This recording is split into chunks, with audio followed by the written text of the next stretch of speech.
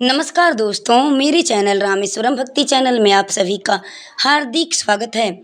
सभी माताओं बहनों को मेरी तरफ से जीवित पुत्रिका व्रत की जिउतिया के व्रत की हार्दिक शुभकामनाएं। माताएं व बहनें, इस वर्ष जिउतिया का व्रत 14 सितंबर 2025 दिन है रविवार। इसी दिन जिउतिया के व्रत को सभी माताएं बहनें धारण करेंगी। माताएं और बहनें इसी दिन व्रत को धारण करेंगी।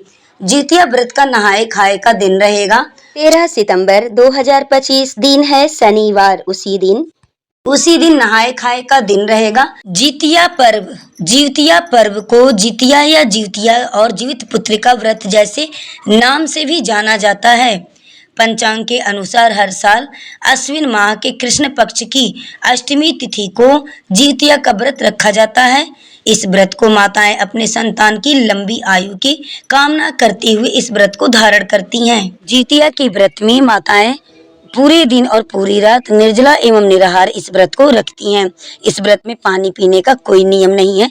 निर्जला इस व्रत को किया जाता है। अपने संतान की लंबी उम्र के लिए इस व्रत को सभी माताएं धारण करती हैं। जिसके पास पुत्र हैं, जिसके पास पुत्रियां हैं, सभी लोग इस व्रत को जिउतिया के व्रत को कर सकते हैं। जिउतिया के व्रत को करने के साथ साथ जिउतिया व्रत की कथा को भी सुनना विशेष महत्व रखता है। बिना कथा के सुने हुए व्रत पूरा नहीं होता है और अधूरा ही माना जाता है। तो आप कोई भी व्रत को करें तो उस व्रत की कथा नियम को जानना और सुनना बेहद जरूरी होता है। तो चलिए इसी बात पे हम लोग एक महाभारत के समय से जुड़ी हुई जिमुत वाहन की व्रत कथा को सुनते हैं। जिउतिया व्रत की पहली पौराणिक कथा के अनुसार गंधर्वों के राजकुमार का नाम जिमुत वाहन था। वे बड़े हृदय के उदार और परोपकारी थे।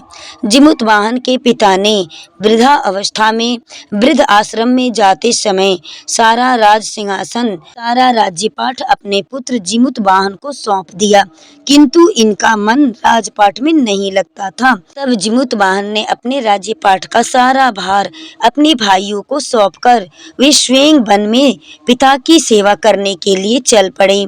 वहीं पर उनका विवाह माल्यवती नाम की राजकन्या से उनका विवाह हो गया। एक दिन जब वह वन में भ्रमण करते हुए जिमुत वाहन काफी आगे चले गए, तब उन्होंने देखा रास्ते में कि एक वृद्धा रोते हुए रास्ते में बैठी थी।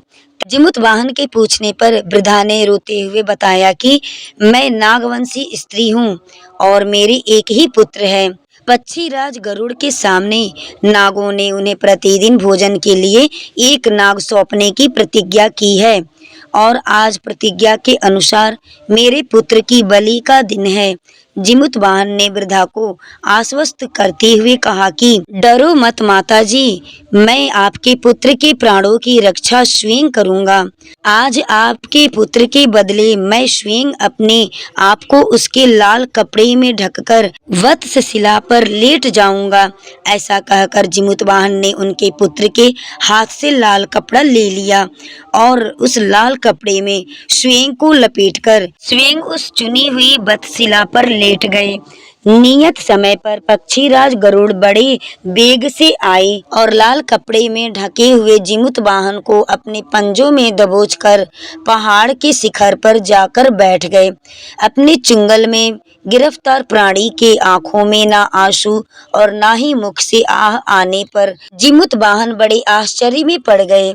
उसका परिचय पूछा तो जिमुत वाहन ने सारा किस्सा कह सुनाया और गरुड़ जी उसकी बहादुरी और दूसरों की प्राण की रक्षा करने में स्वयं का बलिदान देने की हिम्मत को देखकर गरुड़ जी बहुत प्रभावित और प्रसन्न हुए। अर्थात प्रसन्न होकर गरुड़ जी ने उन्हें जीवन दान दे दिया और जिमुत वाहन से उन्होंने कहा कि आज के बाद मैं किसी भी नाग का बलिदान नहीं लूंगा। अर्थात इस प्रकार जिमुत वाहन के इस साहस से नाग जाति की रक्षा हुई। तब से अपने पुत्र की सुरक्षा के लिए जिमुत वाहन की पूजा की परंपरा भी शुरू हो गई। इसी दिन को जिउतिया अर्थात जीवित पुत्रिका के नाम से जाना जाने लगा। सभी माताएं और बहनें इसी नाम से इस व्रत को धारण करती हैं। इसमें जिमुत वाहन की पूजा की जाती है और एक छोटे से पौधे की पूजा की जाती है, जिस पौधे का नाम है अरियार बरियार। उस पौधे चूड़े को अपने गले लगाया जाता है। गले लगाने के बाद से माताएं अपने गले लगाती हैं। गले लगाने के बाद से वह कहती हैं कि हे अरियार, हे बरियार, जाकर राजा रामचंद्र जी से कहना कि अपने पुत्र का नाम रख के, मेरे पुत्र का नाम है लड्डू गोपाल, कि लड्डू गोपाल की माँ ने जीवतिया के व्रत को धारण किया है। आप उनके पुत्र की लंबी उम्र करना, उनके पुत्र का अच्छा स्वास्थ्य रखना। तो इस तरह से जीवतिया के व्रत को किया जाता है। और जीवतिया का व्रत बड़ा ही कठिन माना जाता है, क्योंकि निर्जला और निराहार व्रत होता है। उसके बाद से पारना के दिन 15 सितंबर 2025 सोमवार के दिन पारना रहेगा, यानी व्रत खोलने का दिन रहेगा। सूर्योदय के बाद से पारना रहेगा और पारना थोड़ा लेट किया जाता है, यानी व्रत को जो खोला जाता है, पानी जो माताएं पीती हैं तो थोड़ा लेट पीना चाहिए, उसको खर जीवतिया बोला जाता है। दोस्तों, अगर वीडियो पसंद आए तो चैनल को सब्सक्राइब कर लीजिएगा, वीडियो को लाइक कर दीजिएगा, शेयर करिएगा, कमेंट्स भी करिएगा। वीडियो में लास्ट तक बने रहने के लिए आप सभी को मेरी तरफ से धन्यवाद।